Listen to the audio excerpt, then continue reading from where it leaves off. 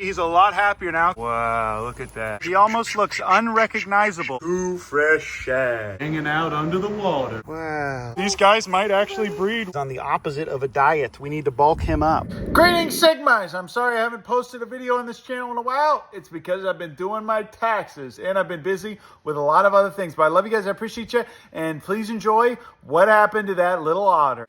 All right, everybody. I don't know what the deal is with this guy, but I'm pretty sure he can fly.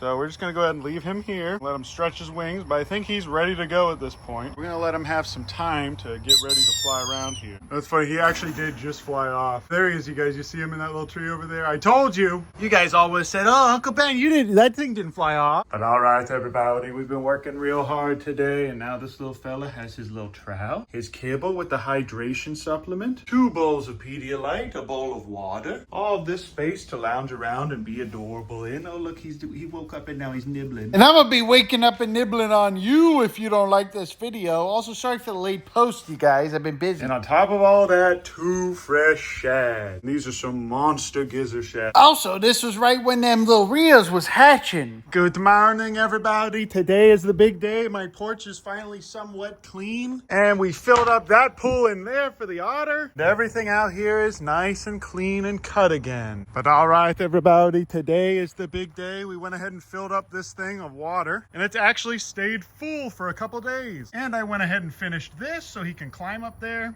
All right, everybody, today's the big day. Sky here has some little trout for this little fella, and I've got the otter himself. We're gonna go ahead and move him into here. He's not very strong or active during the day, but as you guys can see, this is his new setup.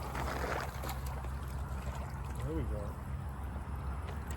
What do you think, you guys? So he can get out on that little ramp there. And as you can see, he's a lot happier now because this is the most space he's had to swim through in a while. But he can easily climb onto this ramp and get out of here if he wants. And this tarp is like triple or quadruple layered even, so he can't just scratch through it real easily like the beaver did. And if he wants to get out whenever he wants to, he can. But the goal with this is just to let this guy swim around, eat as much food as humanly possible, drink as much as he can, so that he'll hopefully be more healthy. But look at him just swimming right into that little crack there. And these precious little fellas can hold their breath underwater for, I think, 8 minutes. And this guy is surprisingly friendly for being a wild otter. But you guys see how he can just climb right onto there when he wants? I am going to go ahead and flip this because I don't want him to get stuck going through it. I've heard of things like that happening. But look how precious this little guy is. And see, there he is wanting to go right through it immediately. I'm glad I flipped that over. I can definitely see this cringe little creature getting stuck in there. But all right, everybody, we have all kinds of little enrichment things in here for him. I'm even going to put some fish in this little log here, and we're going to release tons of fish in here for him to hunt, and a bunch of little crawfish and things like that. But he's going to be able to go in here and look around. Oh! But Sky's going to go ahead and toss these trout onto his little platform so he can learn how to get up there. But look at that, you guys. Look at that precious little fella. And he can climb on top of this thing just fine. And if we want to, we can go ahead and open this thing up. So that way he can have that whole area to get into the shade. But we shouldn't really need to do that because it's going to get really hot in there today. You guys can see he's still super, super emaciated. And even with him being inside for the last 2 weeks straight, eating as much as he wants and drinking all kinds of Pedialyte, I'm still a little bit concerned about this little fella's overall health and well-being. We've had a few vets look at him. And what I think is that he might just be narcoleptic. But all right, everybody, looks like this little guy loves his new setup in here. I am going to go ahead and grab his fish and make sure that he actually eats it by putting it right here, because I don't want this guy to make the water nasty tomorrow. I want him to at least have a few days where the water's real nice and clean. But what's nice is we can always just go ahead and empty this out and layer another tarp on top of it. And we barely even have to feed these rhea because all of this grass is food for them. We're starting to even think that this little guy might have been someone's pet that they released at Lake Waco, where Ian and Sky caught him at that golf course. But wow, look at this precious little fella. The only thing now that I want to keep an eye on for this little fella is making sure that he doesn't expend more energy than he puts in. So if at 2 in the morning I go out on the porch and I hear him swimming in laps going crazy here, I might actually have to take him and put him back in restricted mobility, because this little guy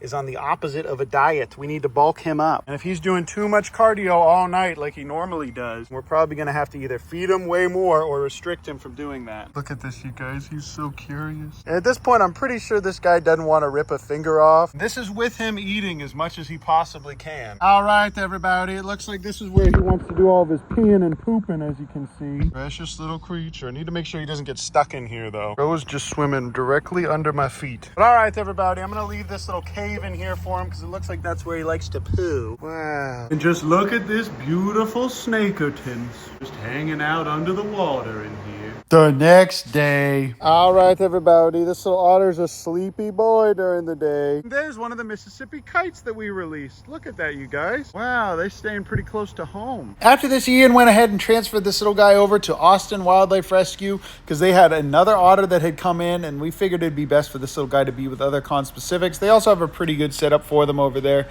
and a lot more expertise than we do. So they tested him. He did not, in fact, have rabies. He just had special needs. All right, everybody, we got Kyle the Fish Whisperer and Brandon Alt from Alt YouTube channel. Kevin's pissed that he's driving through his territory. He has 4 alligator gar that he needed to give a new home to. Now, I've been trying to get an alligator gar for a very long time here, and Alt has been helping me try to catch one. I've tried so many times. But we have not been successful on all of our outing. And then Kyle just happened to have 4 that he needed to find a good home for. Also, this is our vulture, you guys. This is one of the vultures that we rehab. And Boo Boo gets real cringe when he sees a car. He just runs off. But thankfully, we still have a pathway where we can just drive back here and stock fish. And Lamar should be coming pretty soon to fix the jets in this pond. Even with all these ducks in here, it's still really nice and clean. But wow. That is a lot of weight. Probably like 100 pounds in there, right?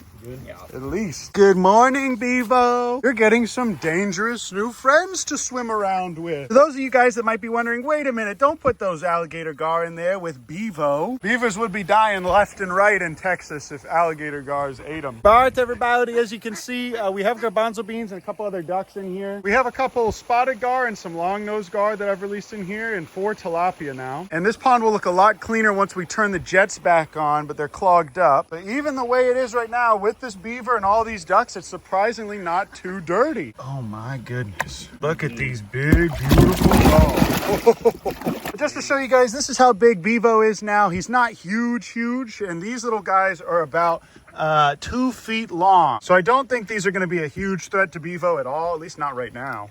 Wow, Kyle the Fish Whisperer. Alligator gar king. Oh my gosh. Wow. Just gotta lip him. Yeah, put your thumb in that thing's mouth. There we go. There we go. Yeah, and he's gonna be happy in there. Yeah, oh, that's a big one, bro. You've been feeding these things really, really well. Oh, there it goes. Oh my gosh, look how happy he is to have some people here. Wow, look at that. And that's a good sized gator gar, bro. They're 4 years old. 4 years. And they live to be how old? Over 100. Oh my gosh. All right, last one. Let's see it. Wow, look at that. Oh, wow, look at that.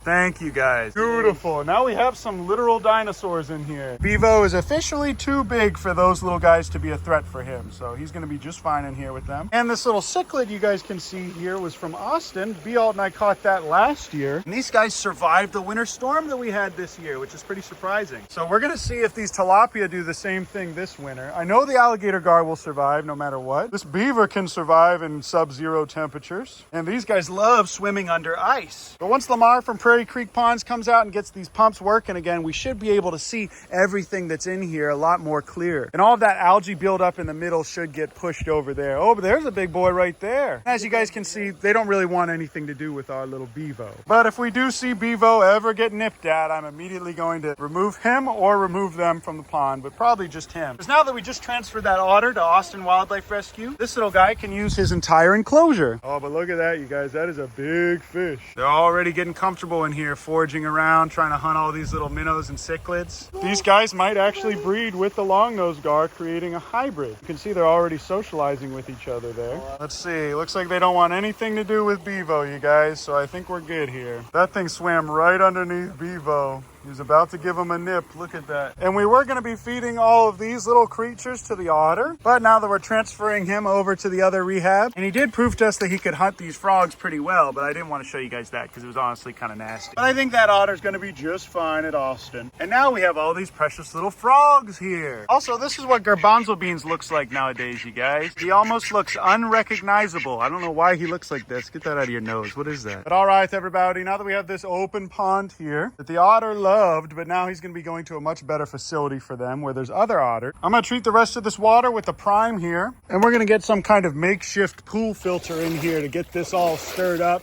and nice. But because we have all of this shade, I think we can go ahead and put some of the tilapia or maybe some of those gar in here, and it's not going to be too bad for him. But look at Bevo coming up here. But we're going to have Kyle throw the cast net because he's a much more effective cast net thrower than I am.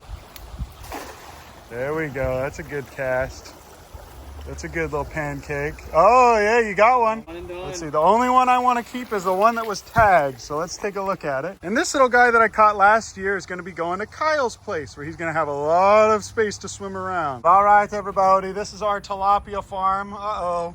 Bo's into health camp for today. And here's a little clip of Sky feeding our African bullfrog named Pepe. But I love you guys, appreciate you, and I'll see you in the next video. Oh, I almost forgot to tell you.